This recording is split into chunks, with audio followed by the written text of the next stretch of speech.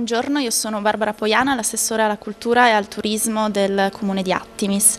Il comune di Attimis è un comune nella pedemontana immerso nella natura e si presta perfettamente a scopi sportivi come corse mountain bike, corse podistiche e camminate. Nel nostro territorio sono presenti diverse attrattive culturali, turistiche rilevanti. C'è il Museo Archeologico Medievale che contiene tutti i reperti provenienti da scavi effettuati nei castelli che vanno da Cernieu, i due di Attimis, Partistagno, i due di Fedis, Campeglio e Cividale e la motta di Savorniano del Torre. Sono presenti i ruderi dei due castelli appartenuti agli Attems, il castello di Partistagno che è stato recentemente ristrutturato, sono stati completati i lavori e adesso è visitabile la domenica secondo calendario programmato.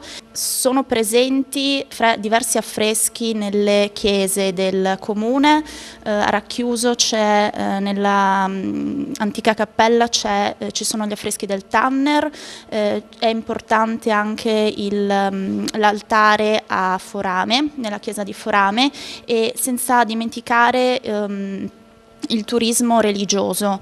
Abbiamo la fortuna di avere nel nostro comune il santuario di Porzus e dell'apparizione della Madonna a Porzus, che ogni anno fa venire nel nostro comune, in particolare nella frazione di Porzus, diversi turisti anche dalla Slovenia. Per quanto riguarda la ricezione turistica invece, nel nostro comune sono presenti diversi agriturismi, frasche, bed and breakfast, trattorie, quindi siamo attrezzati all'accoglienza dei visitatori. Non dimentichiamo comunque che siamo vicini a Udine, quindi siamo ben collegati al territorio circostante. Io non sono molto da mountain bike, sono più da podismo, faccio parte della squadra di corsa e quindi mi occupo di quella parte.